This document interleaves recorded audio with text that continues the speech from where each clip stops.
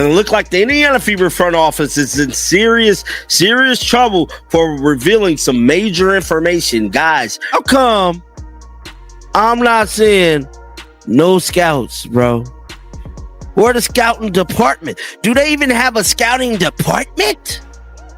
You mean to tell me, as I look through this thing right here, y'all done made all the y'all done made, hold on. Herb Simon believed he could assemble a championship team and let success unfold naturally. Instead, the franchise is plagued by broken promises, puzzling roster moves, and an absence of a winning culture. Meanwhile, Caitlin Clark, the undeniable star and face of the WNBA, is left to witness the growing fractures within the Fever organization. Team that has blown double-digit leads all season long. We just lost to the goddamn Washington Mystics. Terrible, man. That is a bad basketball team. They got two young, rising stars. They're rookies. We got dominated by Sonia Citron and Kiki Area-Finn. They was just taking math class and sociology and chemistry 3 months ago. And they came out there and dominated it. Fans are shelling out premium prices for the chance to witness Caitlin Clark's brilliance in action. But the roster surrounding her is far from ready to meet the standard she sets. The Caitlin Clark effect is very real, igniting interest, driving ticket sales, and elevating the league. Yet under Herb Simon's ownership, the Fever's management is revealing troubling signs of neglect and misdirection. Bottom line, though, is Caitlin Clark is missing, and that is showing, and I think everybody is missing her, including myself. She has carved out this really big niche in the WNBA. A lot of fans have come to see her, and she unfortunately has just been plagued with injury after injury, and the Indiana Fever have had to try to tread water or keep afloat, and fans are trying not to lose hope until and if she returns, because Caitlin Clark is the reason that a lot of people, myself included, are just so drawn to the WNBA, so drawn to her play style. And I gotta say, I really feel for the rest of Herb Simon is back to his usual playbook, and once again, executive decisions within the Indiana Fever orbit seem guided more by indifference than intention. A let-them-figure-it-out thermostat set to autopilot. He barely glances at his checkbook, and yet the arena sells out before he can finish counting the returns. On the flip side of ownership, and by coin, we mean the monopoly money thrown around when wealthy owners mistake spending for strategy, sits a franchise clinging to the hope that one transcendent star can single-handedly carry an entire organization. Spoiler, she can't. Process of building a $78 million practice facility, the Indiana Fever consistently draw over 16,000 fans to their home games. The Indiana Fever, amongst the top franchises in the league when it comes to merchandise sales. The Indiana Fever, now you know, marketing campaign. Kelly Krauskopf saying she wants to be the Apple of the WNBA. You would think, after all of these accolades, after all of the speculation, after all of the now you know, you'd think that we'd have a scouting department, right? Herb Simon stepped into the Caitlin Clark era with the swagger of a man expecting instant success, only to be blindsided by the consequences of years spent dialing back investment in the very infrastructure required to build a championship contender. The most baffling part, they squandered golden opportunities with both hands. Instead of building a world-class scouting department, hiring elite coaching talent, and surrounding Clark with championship-caliber players, the Fever opted for a game of guesswork, relying on phone friend scouting and crossing their fingers for a miracle in roster construction. You lying to me. I think they merchandise sales was up 300%. Y'all done made all them millions off CC Effect. And y'all ain't hired no damn scouts. Kayla's in deep trouble.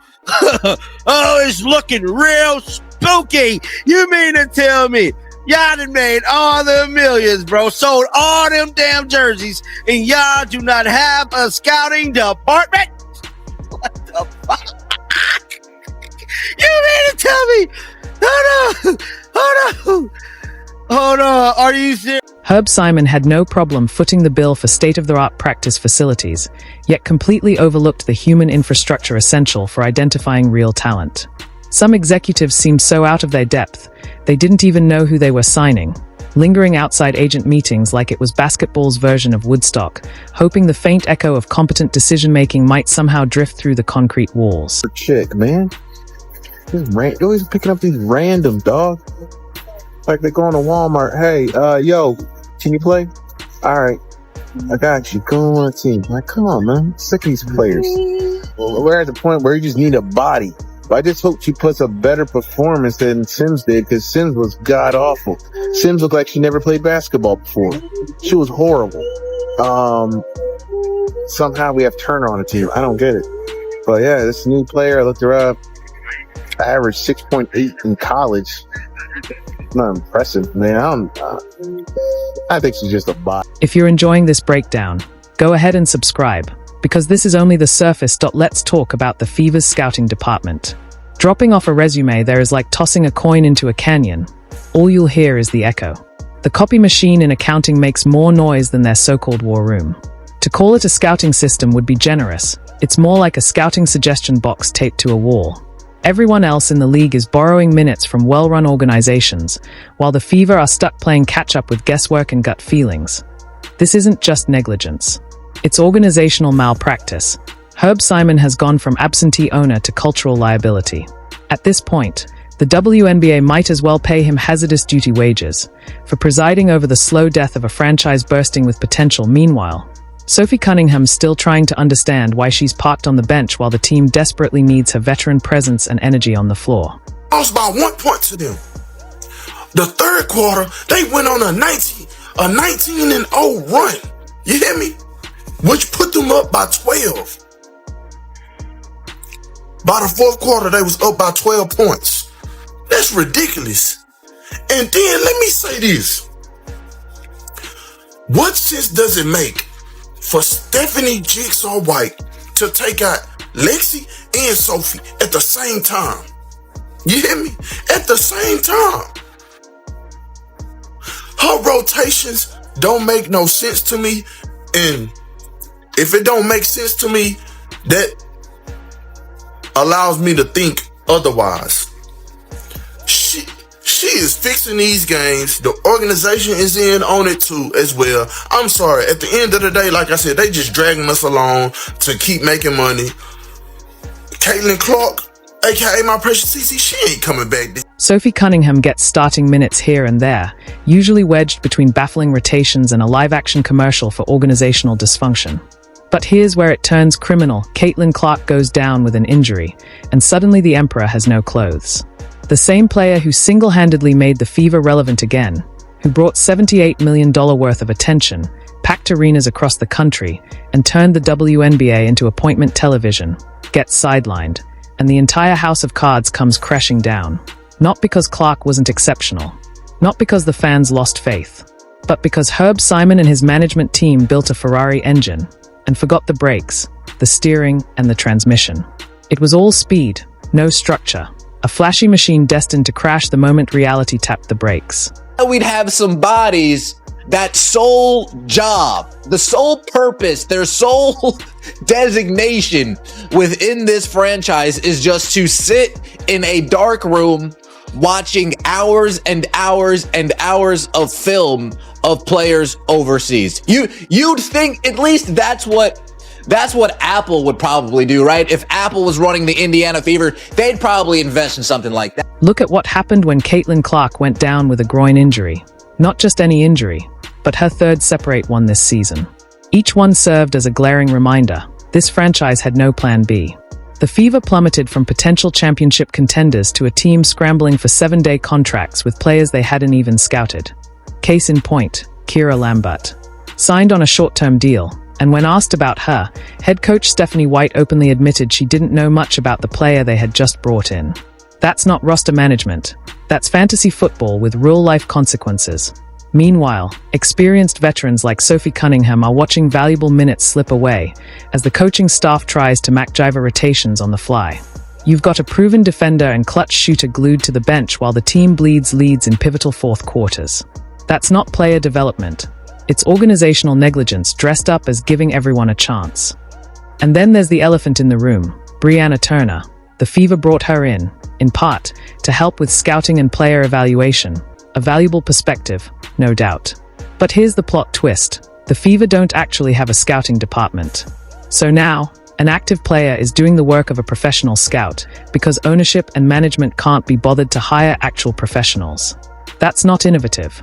That's like asking your Uber driver to perform heart surgery because you didn't feel like paying for a real doctor. It's seeing film, watching clips, talking to contacts and connections.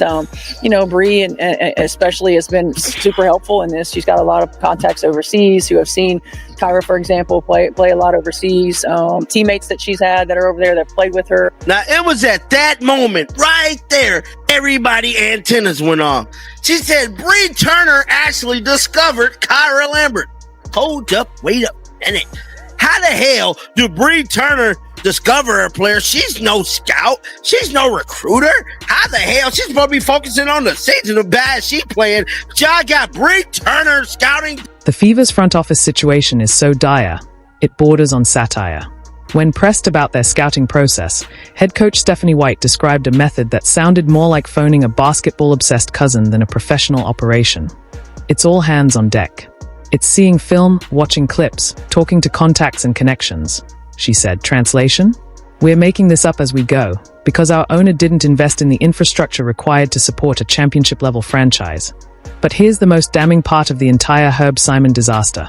Caitlin Clark is carrying this organization so completely that her absence literally causes the team to collapse. The numbers are staggering. Without Clark, the Fever are 10-9. With her, 8-5. Think about that for a second. The most transformative player in women's basketball history, a generational talent who sells out arenas and shatters TV ratings, is being failed by an ownership group treating professional roster construction like a weekend hobby. Her injury exposed everything wrong with Simon's hands-off approach. This is a player who never missed a single game in college or during her rookie season. Her durability was legendary. Yet, just a season and a half into her WNBA career, she's suddenly battling multiple injuries, all affecting different parts of her body.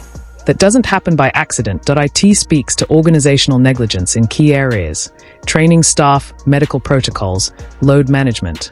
The very systems that well-run franchises invest in to keep their stars healthy. And in Indiana, those systems don't exist, because Herb Simon didn't prioritize them. Indiana Fever team taking Caitlin Clark serious, taking the window that they have with Caitlin Clark as serious as they possibly can. You'd think that they would invest in some overseas scouting, right? Right. It seems as if the overseas scouting department, some YouTube highlights, some clips, and a couple phone calls with a person on the other end saying, "Trust me, bro. Trust me." Hey, is she good? Trust me, bro. Trust me. She's good. Oh, that's all I needed to see here. Is she good? Trust me.